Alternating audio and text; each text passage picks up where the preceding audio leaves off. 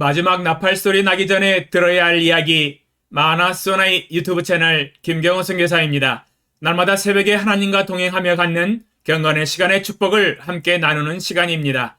또한 어제 배운 하나님의 말씀을 어떻게 생활과 삶의 현장과 인격에 적용하고 실천했는지 간증하는 시간입니다. 어제는 이사야 39장 2절, 6절을 통해서 오직 십자가에 못 박히신 예수님 외에는 자랑하지 아니하는 삶을 살아가겠다는 고백을 하였습니다. 또한 저의 삶 가운데서 이 생에 자랑을 하는 죄악이 있다면 회개하고 돌이키는 시간을 갖겠다고 적용을 하였습니다.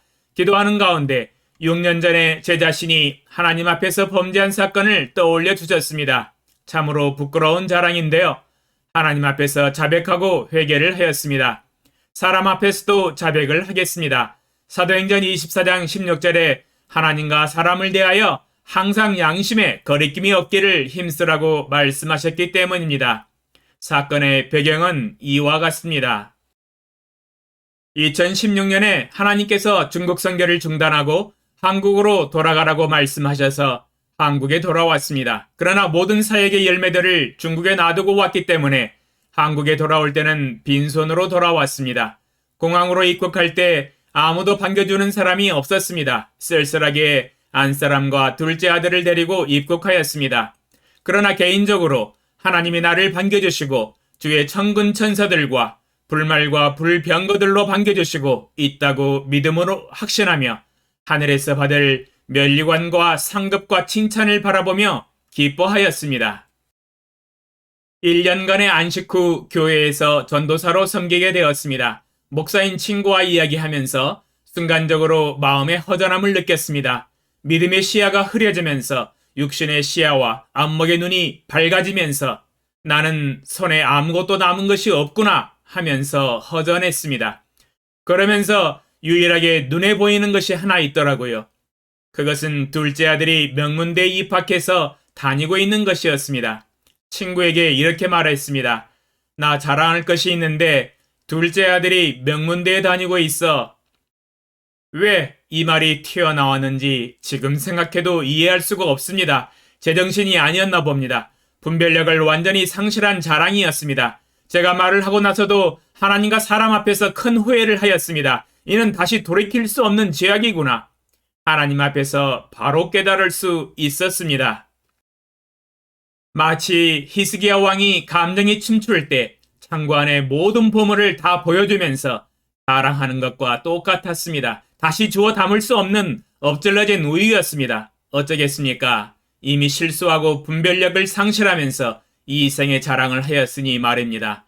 이제는 이 범죄를 하고 난 후 6년이 지났습니다. 두고두고 후회하는 뼈아픈 죄악이었습니다. 바로 하나님 앞에서 저의 죄를 인정하고 자백하였습니다. 나의 자랑은 둘째 아들이 아닙니다. 나의 자랑은 오직 예수 그리스도의 십자가밖에는 없습니다. 최근에 저의 삶 가운데서는 오직 하나님만 자랑하고 하나님만 따라가고 있습니다. 기도를 통하여 제 자신을 돌아보는 좋은 시간을 가졌습니다. 그러면 오늘 새벽에 하나님과 동행하며 가졌던 경건의 시간의 축복을 함께 나누겠습니다. 이사야 42장 8절 나는 여호와이니 이는 내 이름이라 나는 내 영광을 다른 자에게 내 찬송을 우상에게 주지 아니하리라.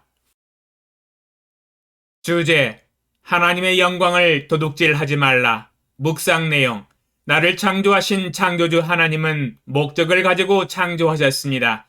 그 중에 한 가지 목적은 이사야 43장 7절에 인간을 하나님의 영광을 위하여 창조하셨다고 분명히 말씀하고 계십니다. 나의 존재의 목적은 오직 나의 말과 행동으로 하나님의 영광을 드러내어 돌려드리는 것입니다. 또한 나의 입술의 열매로 하나님을 높여드리며 찬양하는 것입니다. 그러므로 모든 사람들의 존재의 목적은 하나님의 영광을 드러내며 하나님께 영광을 돌려드리며 하나님을 찬양하며 높여드리는 것입니다. 만약 자신의 말과 행동을 통하여 드러난 하나님의 영광을 스스로 취하고 스스로 높임을 받는다면 이는 하나님의 영광을 도둑질하는 것입니다. 하나님께 영광을 돌리지 아니하는 죄악은 하나님의 질투를 불러일으킵니다. 거룩한 하나님은 엄중한 심판을 행하십니다. 사도행전 12장 23절에 헤롯 왕이 백성들에게 한 연설은 마음을 감동시켰습니다. 백성들이 찬사를 보냈습니다. 이것은 신의 소리요 사람의 소리가 아니라 헤롯 왕은 마땅히 그 영광을 하나님께 돌려드렸어야 했는데 스스로 영광을 취하고 스스로 높임을 받았습니다. 그러므로 헤롯 왕은 하나님의 심판을 받아 벌레에게 먹혀 죽임을 당하였습니다. 이 사건은 우리에게 하지 말아야 할 죄악이 무엇인가를 명백히 보여주는 본입니다. 하나님의 영광을 도둑질해서는 안 된다는 교훈입니다. 맞습니다. 이사야 42장 8절에 분명하고 확고하게 말씀하십니다. 나는 내 영광을 다른 자에게 내 찬송을 우상에게 주지 아니하리라. 살아계신 주여, 저의 존재 자체가 하나님의 영광을 이해함입니다. 저의 말과 행동이 오직 하나님의 영광을 드러내고 하나님께 영광을 돌려드리며 하나님을 영원히 찬양하고 높여드리기 원합니다. 시편 57편 5절 말씀처럼 하나님이여 주는 하늘 위에 높이 들리시며 주의 영광이 온 세계 위에 높아지기를 원하나이다. 주여 영원히 영광을 받으소서. 예수님의 이름으로 기도합니다. 아멘. 적용사항, 저의 최근의 삶에서 저의 말과 행동이 하나님의 영광을 드러내고도 하나님께 영광을 돌리지 아니하고 스스로 취한 것은 없는지, 하나님의 영광을 도둑질한 것은 없는지 돌아보고 평가하며 오늘 하루 동안 저의 죄를 찾고 찾는 시간을 갖겠습니다. 주여, 제게 정직한 영을 주시고 분별력을 주사 주의 성령의 능력으로 제 자신을 명확히 거울을 보는 것 같이 똑똑히 보게 하소서. 예수님의 이름으로 기도합니다. 아멘. 2021년 11월 29일 월요일 새벽 5시